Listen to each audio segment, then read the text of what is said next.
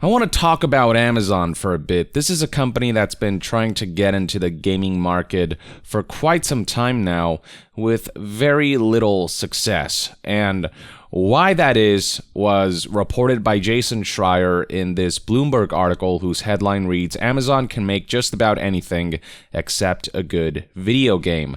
The article details essentially mismanagement that has caused Amazon's gaming division to not be able to realize its full potential. So check that article out if you just want to read it yourself, but in this video I'm going to summarize everything, cover all of the relevant information, and just give you my thoughts. So Amazon's first major push to get into the gaming market was when they bought Twitch back in 2014. More recently, they've also started their cloud gaming endeavors with the launch of Luna. Along the way, they've also tried to release a number of AAA projects, AAA video games. So back in TwitchCon of 2016, recall that Amazon had announced 3 games, Breakaway, Crucible, and New World. So Breakaway was supposed to be this multiplayer brawler, but the game got canceled on March 31st, 2018.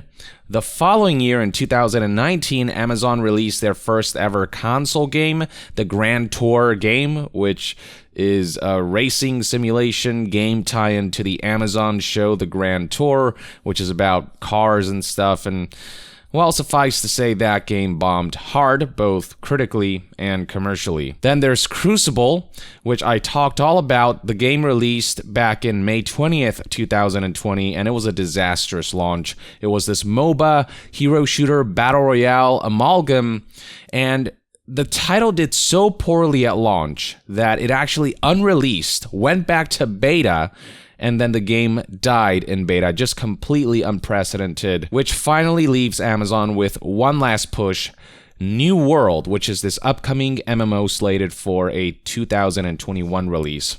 So it's been around 8 years since Amazon Game Studios was kickstarted, and in those 8 years, not one endeavor has really worked out for them. So that's a summary of what Amazon has been up to, and a lot of their woes has to do with one man, Mike Frazzini, who leads Amazon Games, and it is his lack of know-how of the games industry, according to the Bloomberg article, that in large part contributed to Amazon being ineffective at making games. I guess the best way to put it would be that Amazon put in charge a businessman rather than someone with game development or game management background. Just because you're good at one type of business doesn't mean you're well suited for the video game business. The video game development process is a very unique and extensive and collaborative one, and you need to know what goes on every step of the way if you want to manage that properly, and Frazzini simply just didn't have the experience. And this especially showed when, according to a source, Frazzini, during one of the meetings where developers show off game prototypes, Frazzini would ask these rudimentary questions or make rudimentary suggestions that focus groups might give, rather than an executive of a substantial game development process who has substantial game development experience. And during a presentation, apparently Frazzini couldn't even differentiate the difference between a hyper-polished conceptual footage versus actual live gameplay.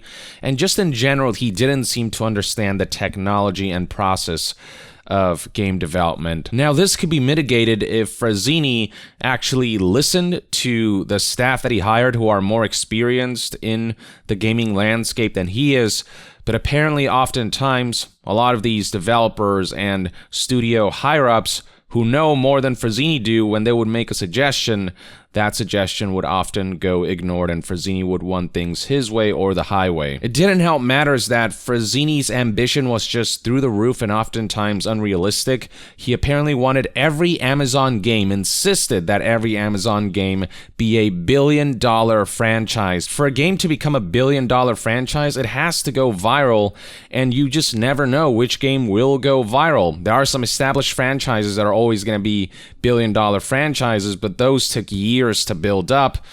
And, you know, a lot of it has to do with establishing new trends rather than trying to chase trends that are already oversaturated, thinking that just because you make a battle royale and battle royales are popular, you're going to succeed and thrive and make a boatload of money. You can't approach it with that mentality. You have to approach it from a creative standpoint, not from a business standpoint more than anything. This mentality of make $1 billion franchise is what often hampers a publisher's ability to make $1 billion franchise with new creative trends because they lock themselves into this business mentality. And some sources report that Frazzini would, in fact, actively chase trends. He would read an article about the top earning games in a given month and tell developers, yeah, make something like that. Like, clearly this is popular, make this.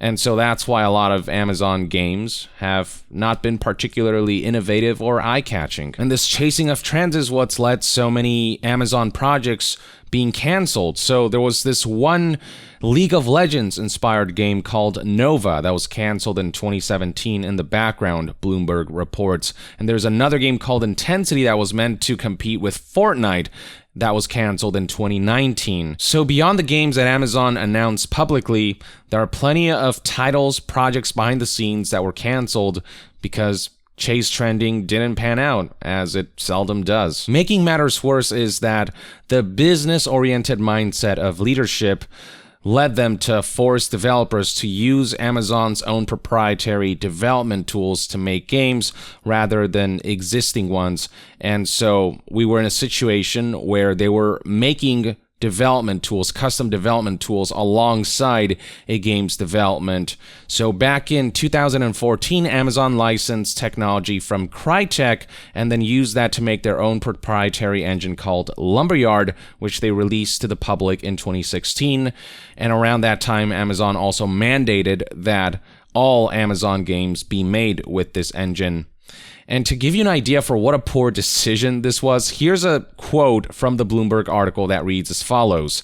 Lumberyard became a boogeyman around the office. Some features required esoteric commands to function, and the system was painfully slow. Developers played Halo or watched Amazon Prime Video while waiting for Lumberyard to process art or compile code, several former employees say. A common refrain around the office, according to a former employee, Lumberyard is killing this company. It's difficult enough to build a game in parallel to the game's development tools, but life is made especially harder when the tools themselves don't work properly, which they didn't for Amazon. And this reminds me a lot of what happened with, say, BioWare, for example, who were forced to use Frostbite, an engine that was made for Battlefield, that BioWare then had to retrofit so that it could support an open-world sci-fi RPG of Mass Effect Andromeda's caliber. And so what they should be doing is maybe licensing a third-party engine and using that while they work on their proprietary tools, and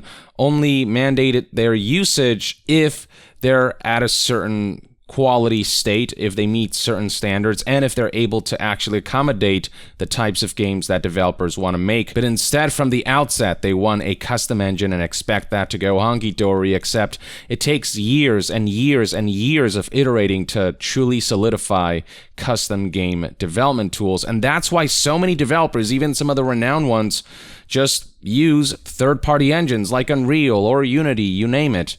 You know, it just takes a considerable amount of time and resources to create your own engine. And Amazon leadership just clearly underestimated that task, thinking they could just throw a bunch of money at something and it'll just happen. It's not that simple. Now, beyond Frazzini not listening to staff about game development, a field that the developers know more about than Frazzini clearly did, Frazzini also refused to listen to advice involving, for example, New World and how initially it had very clearly racist Native American motifs that the staff recommended should be changed, but Frazzini insisted that it's not racist at all until a tribal consultant was brought in to point out that it actually was, and that's when those motifs were finally removed. I imagine that contributed to New World's delay from 2020 to 2021, but also with what happened with Crucible, Amazon decided to just give New World more time in general, so another Crucible-like disaster doesn't happen again. But just in general, plenty of reports align in that leadership at Amazon just doesn't listen to staff. Frazzini specifically does not listen to the people who know better. And there are sources who have reported on a toxic work environment, especially for women who apparently were often treated lesser, given less opportunities. There were some who were apparently just flat out ignored during meetings and whatnot. Apparently, one incident involved a female employee who disagreed with a member of senior leadership. And so what this individual did was retaliate by creating new positions above hers and then just filling them with men, which, I mean, is incredibly vindictive in a disgusting way. And then the Bloomberg article just in general cites that there was this kind of bro culture that permeated Amazon's game development studios, which is akin to what we saw reported from Ubisoft when a lot of the employees decided to speak to media outlets about that abusive work environment and the leadership's employment practices, shady employment practices. So Amazon isn't unique in this regard, doesn't make this any less unfortunate, any less of a shitty situation. And then a layer on top of all of that was just the corporate structure at Amazon that often hampered creativity and bottlenecked game development process.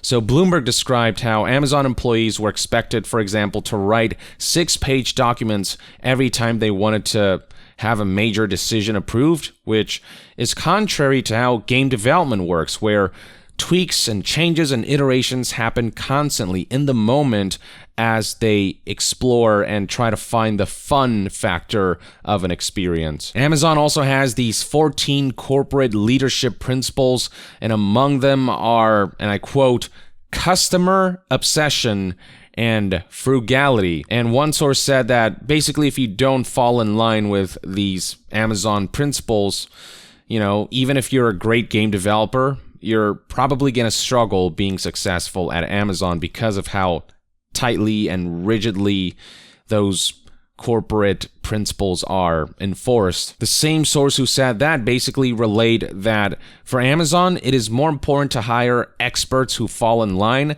rather than actual experts who may be able to offer some feedback and insight. And things got bad enough that eventually, you know, a lot of developers just decided to focus on job preservation. And so even though they disagreed with Frazzini and leadership in the decisions that they made about a game development process, they would just go along with it. Now, above Frazzini, you have, of course, the then CEO of Amazon, Jeff Bezos. Jeff Bezos did recently step down from his position as CEO, for those who missed that bit of news. But at the time, you know, just like Frazzini, Bezos just didn't have a clue about how games are made. He's a businessman first and foremost, and just kind of wanted to launch himself into the gaming stratosphere by throwing money and resources at it. And so Bezos couldn't offer proper direction in terms of where they wanted to take their creative endeavors. Instead, he would offer mandates like make the biggest, most ambitious thing possible, with the ultimate goal being to use video games as a means to draw more people to the Amazon Prime subscription service. So one example of a suggestion he had was creating a game that leveraged cloud technology so that the game could support 10,000 players sessions. But it sounds to me like he's just throwing ambitious ideas out there without considering whether that's actually something that could pave the road for a fun, unique, and compelling gaming experience. Just having the goal of, oh, what if a game supports 10,000 players in a session doesn't mean that that idea is going to be practical from a game design or from a player standpoint. There has to be a reason for that idea, and that idea has to actually complement the conceptual elements of a video game that's in development. Other goals that developers were given could be as contradictory as they were vague and unrealistic. So developers might be asked to make something that's totally new and innovative, but also as financially successful as Call of Duty. They're saying both chase trends and create new things. The main point is that the kinds of goals Bezos and Frazzini relate to developers lacked a clear vision and direction. Again, they just threw money at something. They told developers, make a thing that's kind of like this, and that's also $1 billion, and that's also innovative, but also like Call of Duty or Fortnite and competes with all of these things. These are the kinds of directions that lead to a project being stuck in development hell. This kind of lack of direction is what leads to a game just never releasing at all because it doesn't know where to go. And these are also the kinds of goals that can lead to a game development environment chewing on way more than they can swallow, having these lofty ambitions about what a game should and could be, but whether they can pull it off and whether it's fun to pull that off, whether it's fun for the players to experience that vision, that's a completely different thing. Developers' motivations were further hampered by Amazon's lack of a bonus program. Usually a game studio, based on critical and commercial performance of a game, will give out bonuses to the employees, the staff, the developers. Amazon apparently would only reward developers based on the amount of time spent at the company, which is not a great way to incentivize developers to get a game out. The Bloomberg article also details plans that Bezos had to deeply integrate Twitch with Amazon games so that there would be a lot of cross-promotion involving content creators and celebrities. At one point back in 2017, Frazzini had proposed that maybe Twitch should help Amazon develop their own digital storefront, and a large part of that had to do with Amazon not wanting to pay Steam and other stores a cut of the revenue, but the problem was that Amazon didn't have any major first-party exclusives to attract people to their own game storefront. They had nothing to incentivize people to pull away from Steam, the more established, more feature-complete storefront, and use Amazon's storefront instead. And a lot of the staff members warned leadership that releasing an Amazon game exclusively on the Amazon store would be a huge mistake. It would be a huge market on Steam and other storefronts that they would be missing out on, and it would ultimately be a bad business move for a company that isn't well established in the games industry. The way somebody put it, according to Bloomberg, was that it's akin to not releasing a book on Amazon. Amazon is huge for books.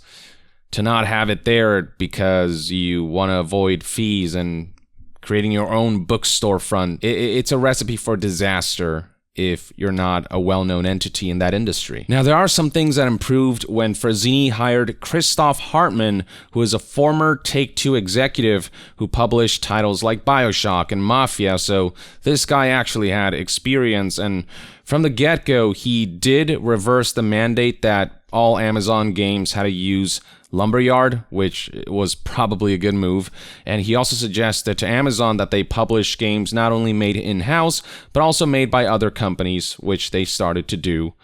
But Frazzini kept getting in the way, and at one point he wanted to align Amazon games with Amazon's TV shows, their streaming shows, and that's how we got the critical and commercial failure that was the Grand Tour game. The game failed so spectacularly, in fact, that Amazon completely delisted the game a year after launch. They just wanted nothing to do with it. And then after that came Crucible with its tepid critical reception, its failed launch, and its eventual cancellation. This is a game that's an amalgam of a hero shooter, a MOBA, and a battle royale, three popular genres. Just because you chase after three popular trends at once doesn't mean that they'll meld together very well. The game became very unfocused, and one thing led to another. It launched the way it did, and eventually it just died off. It's a game that really spotlights the issues with Amazon games: a lack of vision, a lack of focus, a corporate structure and a corporate mentality that gets in the way of creativity that could potentially pave the road to something that naturally develops into a billion-dollar franchise because people actually enjoy the experience, see the passion that went into it, and it's something new and interesting. That comes from a creative standpoint. Again, you can't business your way into that. And so now developers have been shifted to focus on the MMO New World, whose fate is yet to be determined. But Bloomberg does report that employees do seem more optimistic about this game than other Amazon titles in the past, and also the people who have played the game, streamers in particular, seem to be reporting initially positive reception. And also Amazon did make the wise decision of delaying New World, especially after what happened with Crucible, so that developers get more time to really flesh the game out, make sure the game isn't rushed to launch like so many AAA titles have been. So, it's entirely possible that New World might end up being Amazon's first successful game release that doesn't just completely crumble like a house of cards, but then again, with Amazon leadership, I guess you never know if they'll somehow end up screwing things up. So what we're left with, ladies and gentlemen, is a situation where Amazon seemed like there was serious competition back when they announced that they were going all in on pursuing the video game market when that was first announced. But over the years, all that's kind of fizzled out because of bad management, poor decisions, and just a lack of knowledge and experience on the part of Amazon's corporate leadership in the realm of gaming that has led to failure after failure. And Frazzini seems to be at the heart of why Amazon Games has made so little headway. In fact, he had such a negative influence on the developers that one exiting employee stumbled upon this whiteboard that had the phrase "Fraz is cancer" written on it. And alongside that were +1s written all over the whiteboard by other employees who agreed with this sentiment. If that doesn't tell Amazon that they need a change of leadership for Amazon Games, I don't know what does. For now, Amazon's clearly out of their depth when it comes to making games. They just don't know how the market works. They don't understand the collaborative and creative nature of game development. They don't seem to understand what gamers look for when they are scouting potentially interesting gaming experiences. So the lesson here being, making games takes a lot more than having a lot of money. You need the right talent, good leadership, and an openness to teamwork. And what Amazon desperately lacks right now from Bloomberg's report seems to be the latter two. So that's everything you need to know about Amazon Games and Bloomberg's report on why they've had just a long string of failure after failure. And this is one man's take on everything. Let me know in the comments below what your thoughts and opinions are on Amazon Games and their future prospects. And to be further updated on all things gaming news, reviews, and discussions, stay tuned right here on Young Yeah. I'll see you guys next time. Young out.